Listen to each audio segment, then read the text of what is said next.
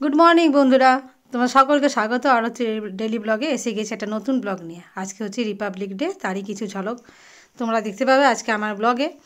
তো চলো, সকাল সকাল ফুল নিয়ে চলে এসেছি। এবার আমি পুজো করা স্টার্ট করব। তো তার আগে যাব বাইরে। তো সমস্ত কিছু এখানে তার আগে রেডি করে নিচ্ছি। আজকে এখানে পতাকা উত্তোলন হবে, সেগুলো তোমার সাথে আজকে শেয়ার করতে যাচ্ছি। কিছু ফুল এখানে পেয়েছি, এখন তো ফুলের ভীষণ অভাব। তো যাই হোক, কিছু ফুল আমি ম্যানেজ করে নিয়েছি। তো চলো এবার যাই বাইরে। আজ এখানে পতাকা উত্তোলন হচ্ছে। তো এখানে তারই প্রস্তুতি সকাল থেকে ছেলেরা শুরু করে দিয়েছে। এখন তো সব ব্যস্ততার যুগ, তার মধ্যেও আজকের দিনটি তো উদযাপন করতেই হবে, যে যতই ব্যস্ত থাকি না কেন। তার জন্য এখানে আজকে সব কিছু রেডি হচ্ছে। যখন নিজেরা ছোটো ছিলাম তখন আমরা স্কুলে পাড়ায় করেছি। আর দেখো, স্কুলে যাবে কি সুন্দর করে সেজেছে, গালেতে একদম পতাকার এঁকে নিয়েছে রং দিয়ে, বেশ সুন্দর দেখাচ্ছে। আমাদের পাড়ারই একজন বয়োজ্যেষ্ঠ মানুষ আছেন, যিনি পতাকা উত্তোলন করবেন। তো সেই জন্য ঠাকুরকে তোমার নেতাজি আছে, তার ছবিতে এখানে ফুল অর্পণ করা হচ্ছে, তারপরে পতাকা তোলা হবে। এটা হচ্ছে একটা বিশেষ দিন আমাদের সকলের কাছে, সকল ভারতবাসীর কাছে।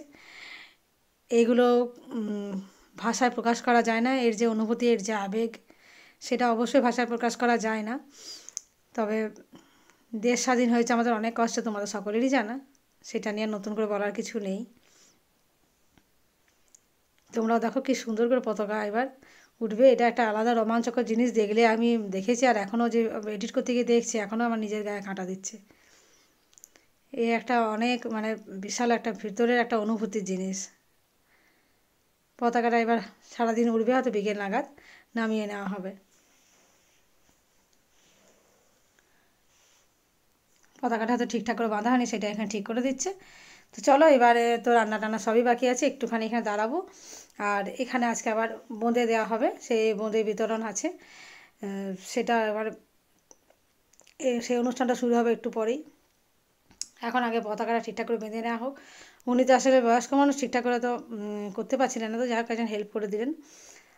এইভাবেই চলতে থাকে। এবার সকলে অল্প অল্প করে নেতাজির ছবিতে এখানে ফুল দেবে। আমাকেও ডেকেছে দেবার জন্য। তো সেটাই বলছি যে আমার হয়তো অত যোগ্যতা আছে কিনা জানি না। তো সবাই যখন বলছে, অবশ্যই আমিও দেবো। এরকম সুযোগ তো সবসময় পাবো না।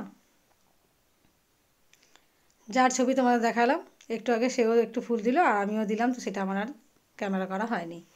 চলো, আজকে এখানে যে বোঁদে দিয়েছে, সেই বোঁদে আমি বাটিতে করে নিয়ে এসেছি, যেহেতু এখনও পুজো হয়নি। এখন তো খাবো না, নিয়ে চলে এলাম। তো বোঁদেটা কিন্তু বেশ সুন্দর কালারফুল হয়েছে। এবার আমি স্নান টান করে পুজো করে নিলাম, আর এরপর যাব রান্নাঘরে। পুজো আমার কমপ্লিট হয়ে গেছে। কীরকম সাজিয়েছি সিংহাসনটা অবশ্যই কমেন্ট করে জানিও।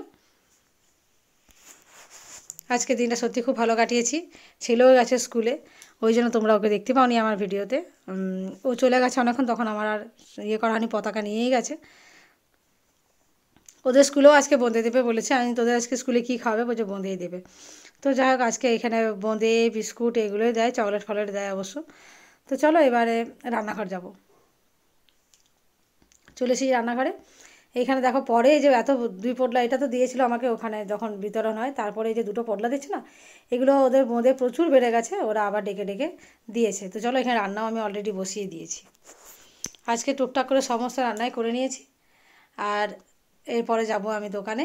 তো ওই জন্য তাড়াতাড়ি করে রান্নাগুলো করে নিলাম। আর আজকের ভিডিওটা যদি একটু ভালো লেগে থাকে, অবশ্যই একটু সাবস্ক্রাইব করে পাশে থাকবে, চ্যানেলটার পাশে থেকে। দেখা হচ্ছে খুব তাড়াতাড়ি নতুন একটা ভিডিওতে।